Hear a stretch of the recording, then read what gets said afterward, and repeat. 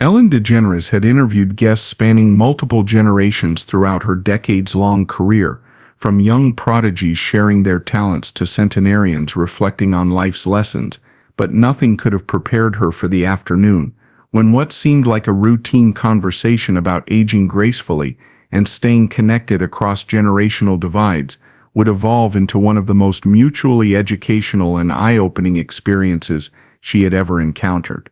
What started as Ellen interviewing an elder about wisdom became a bidirectional exchange of knowledge that challenged both women's assumptions about technology, tradition, progress, and the value of different life experiences.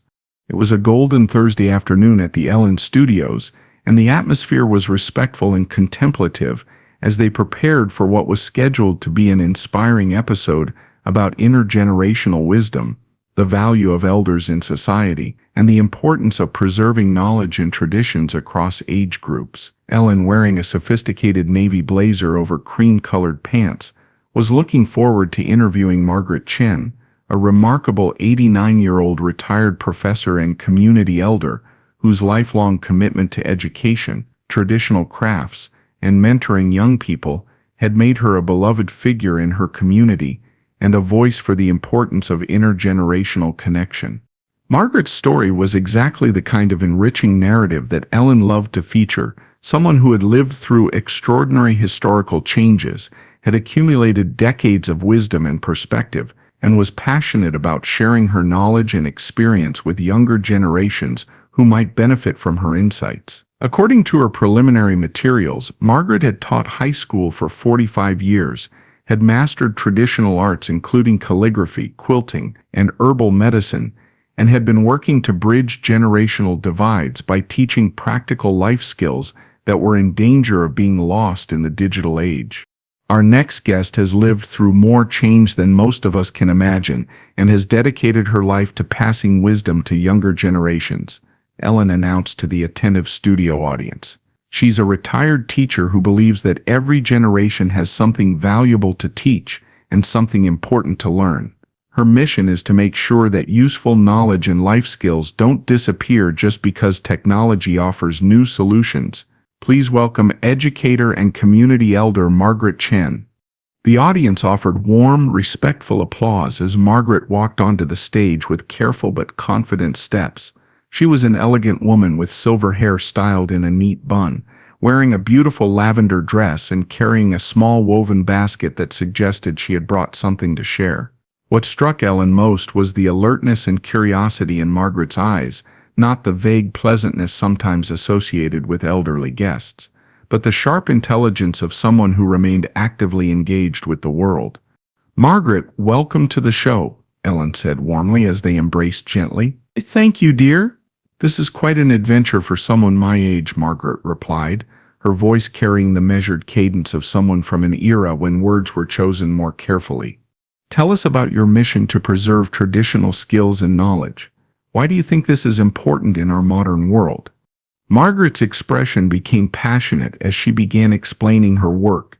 "Ellen, I've watched entire categories of human knowledge disappear in just one generation. Young people today can order food with an app but can't cook a simple meal. They can video chat with people around the world, but can't write a letter by hand or mend their own clothing."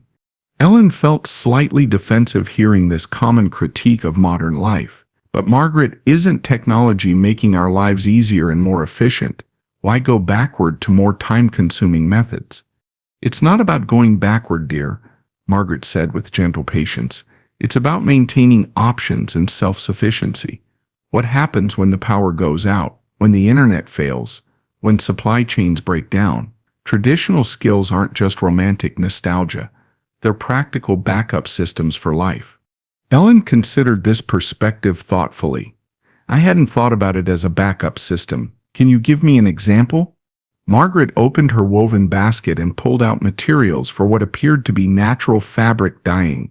"For instance, I can create beautiful, lasting colors for fabric using plants from my garden. Beets for red, turmeric for yellow, spinach for green." This knowledge allowed people to create beautiful things for thousands of years before chemical dyes existed. Ellen was genuinely intrigued. "That's fascinating. But honestly, Margaret, I wouldn't even know where to start with something like that. Would you like me to show you? Margaret asked with obvious enthusiasm. Ellen felt an unexpected desire to learn something completely outside her normal experience. Actually, yes, but first can I show you something about the modern world that might surprise you? Margaret looked curious and slightly amused. Of course, dear. I'm always interested in learning new things. Ellen pulled out her smartphone with excitement. Margaret, this device can connect me instantly with any person in the world, can access virtually all human knowledge, can take professional quality photos and videos, and can help me navigate to any location on Earth. Margaret examined the phone with genuine interest rather than the intimidation Ellen had expected. That's remarkable. How does it work? Ellen was surprised by Margaret's scientific curiosity. Well, it connects to satellites and cell towers. And honestly, Margaret, I use it constantly, but I don't really understand how it works. Margaret smiled knowingly. Ah, so you're dependent on technology you don't comprehend. That's exactly what I mean about the importance of understanding our tools. Ellen felt a moment of uncomfortable recognition. You're right. I rely on things I can't fix, can't understand, and can't replicate. Now, let me show you something you can understand completely, Margaret said, returning to her natural dyeing materials. First, we need to prepare the fabric by treating it with a mordant, a substance that helps the dye bond permanently with the fibers. Ellen watched with fascination as Margaret demonstrated the careful process of preparing natural materials for dyeing. This is like chemistry, but with ingredients I could find in nature. Exactly, Margaret said with delight. This is chemistry that humans have understood for millennia. Every step can be learned, replicated, and passed on without requiring any technology or industrial infrastructure. As Margaret guided Ellen through the fabric preparation process, Ellen found herself experiencing a meditative focus she rarely achieved in her technology-saturated daily life. Margaret, this is incredibly relaxing. I'm usually multitasking constantly, but this requires my complete attention. That's another benefit of traditional skills, Margaret observed. They teach patience, mindfulness, and the satisfaction of creating something beautiful with your own hands. Ellen felt an unexpected sense of accomplishment as she successfully completed each step of the dyeing process. I'm actually proud of this, even though it's just fabric in a bowl of beet juice. Margaret laughed warmly. You've just experienced the difference between consuming and creating, between using and understanding. Ellen decided to reciprocate by teaching Margaret something about digital communication. Margaret, now let me show you how this technology can connect you with people you care about in ways that weren't possible before. Ellen opened her video calling app and connected with her wife Portia, who was traveling for work. Margaret, I want you to see how I can talk face-to-face with my wife even though she's in another city. When Portia appeared on screen and could see both Ellen and Margaret, Margaret's face lit up with wonder. This is extraordinary. It's like looking through a window to another place. Ellen guided Margaret through using the video call feature, showing her how to see and speak with Portia in real time. Margaret was enchanted by the technology's ability to eliminate distance. Ellen, this could allow me to teach traditional skills to my great-grandchildren who live across the country, Margaret said with growing excitement. Exactly, Ellen replied. Margaret, your knowledge could reach so many more people through technology. You could create online tutorials, virtual workshops, even write digital guides that preserve traditional techniques forever. Margaret considered this possibility with obvious interest. So technology could amplify traditional knowledge rather than replace it. Yes, and Margaret, your hands-on skills could give people like me a more grounded, self-sufficient relationship with the physical world, Ellen realized. Ellen addressed the audience with growing enthusiasm.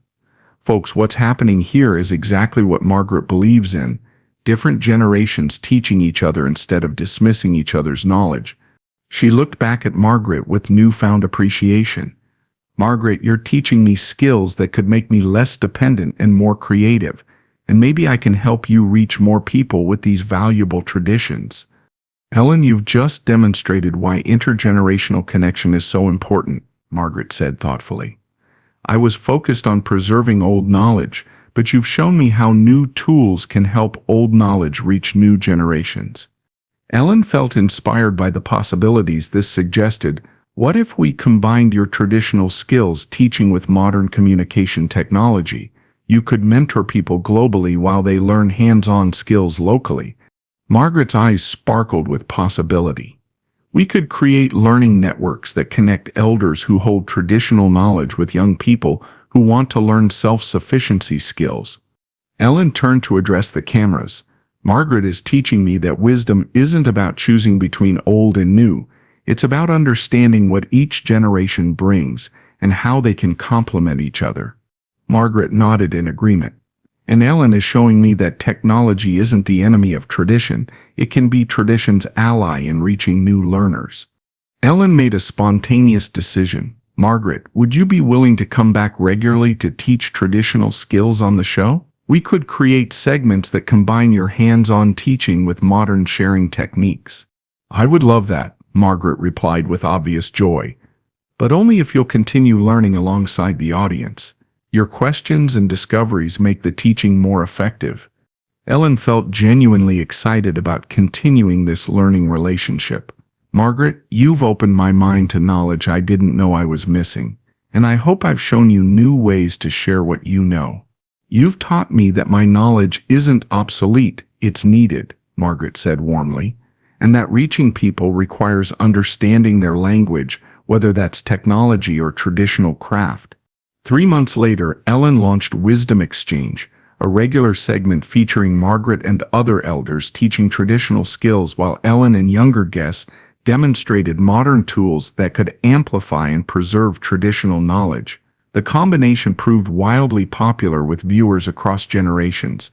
6 months later, Margaret had become a beloved recurring guest who taught everything from bread making to herbal medicine while learning to use social media platforms to connect with learners worldwide.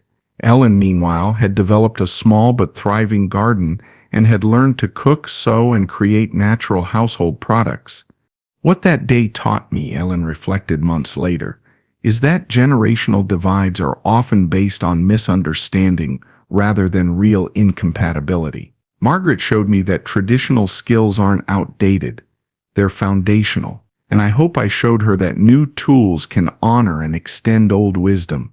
The intergenerational exchange became a model for community programs nationwide, pairing elders with traditional knowledge with younger people who had technological skills, creating mutual learning relationships that enriched both groups. Sometimes, Ellen would say in subsequent interviews, the best way to honor the past is to help it speak to the future, and sometimes the best way to improve the future is to ground it in the wisdom of the past. Because sometimes the most valuable education happens when different generations stop talking past each other and start learning from each other, recognizing that every age group possesses irreplaceable knowledge that enriches the whole human experience.